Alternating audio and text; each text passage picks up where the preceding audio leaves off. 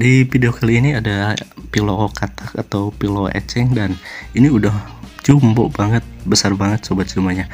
Nah, nanti juga ada yang masih anakan. Jadi kalau misalkan yang mau nanya-nanya atau yang butuh dengan anakannya ready, dan ada sekitar 8 ya sobat semuanya.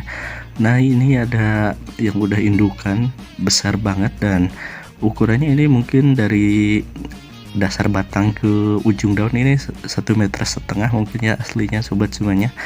Di ini sih kalau pakai medianya sih nggak pakai sekam, yang ini langsung aja sih pakai cacahan sabut kelapa, dan cocok banget karena udah aku praktekkan dulu dengan media lain, ternyata ini tidak terlalu pertumbuhannya tidak terlalu bagus sobat semuanya. Jadi aku putuskan aja udah pakai sabut kelapa yang dicacah yang udah fermentasi sobat semuanya. Jadi ini hasilnya emang kelihatan banget jadi lebih besar. Nah, ini seperti ini ya contohnya, jadi enggak yang kecil-kecil, ini cacahannya juga yang besar-besaran karena supaya ini ya, supaya berongga gitu kan, supaya tidak padat. Nah, seperti ini kan kelihatan sobat semuanya. Jadi misalkan mau mengikuti cara aku ya silahkan, karena ini sangat sederhana sekali dan menyimpan airnya cukup bagus banget karena dia menyimpan air di serat-serat sabut kelapanya. Jadi untuk pengairan sangat bertahan banget. Nah, ini salah satu contoh anakan yang memang ada berapa sih ya, sekitar ada 8 ya. Jadi kalau misalkan yang mau nanti silahkan di deskripsi disediain nomor WA ya sobat semuanya. Jadi ini udah lumayan sih, kalau zamannya booming ini lumayan sih, agak mahal, cuman ya sekarang sih aku jual hanya 100 ribuan aja sih sobat semuanya. Dan ini bisa langsung seger, langsung hidup di tanam di tempat sobat semuanya. Jadi nggak usah yang ketakutan atau gimana takut layu, enggak, ini udah dijamin karena tipe pilo ini kan dia lumayan bertahan hidup, nggak kayak keladi. Kalau keladi kan perjalanan jauh lumayan agak lonyot daunnya atau layu, kalau ini enggak, dijamin karena karakternya ini karakter yang bertahan hidup hampir seperti aglo gitu sobat semuanya ya.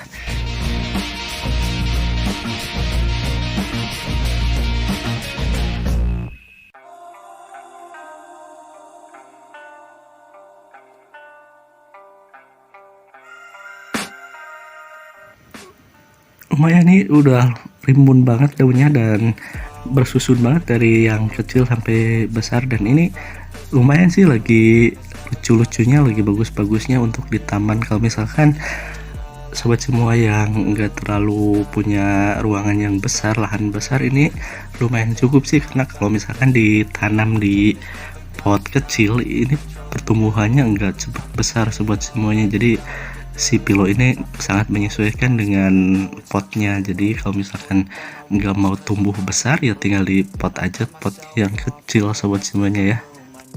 Ini salah satu tanaman yang cocok buat kalangan muda ataupun kalangan tua yang memang punya kesibukan ya. Jadi ini tidak terlalu perlu perawatan yang ekstra, jadi cukup ini buat orang-orang sibuk, karena dibiarin aja di tempat yang teduh udah cukup aman sih sobat semuanya. Jadi cocok untuk koleksian juga ya.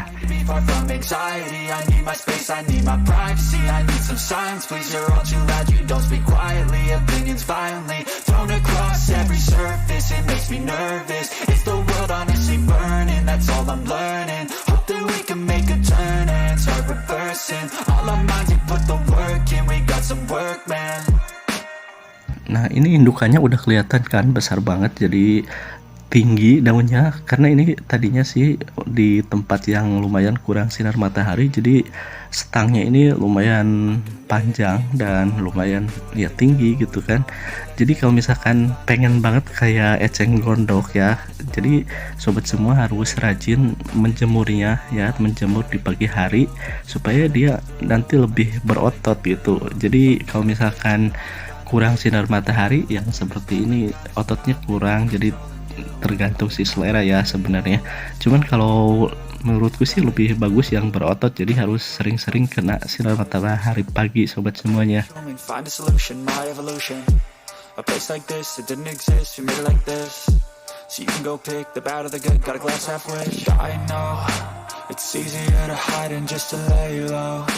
Not everyone in life has got a halo.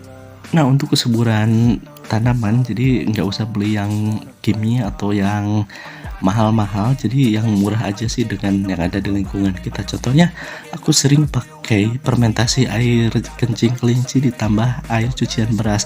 Nah, jadi untuk semprotan airnya itu cukup dengan fermentasi itu aja sih sobat semuanya. Nah, kalau misalkan kesusahan juga ya terserah beli yang mungkin yang praktis juga nggak apa-apa. Cuman kalau aku sih lebih cenderungnya bikinan sendiri aja biar praktis dan juga seneng sih cara buat-buatnya sobat semuanya ya.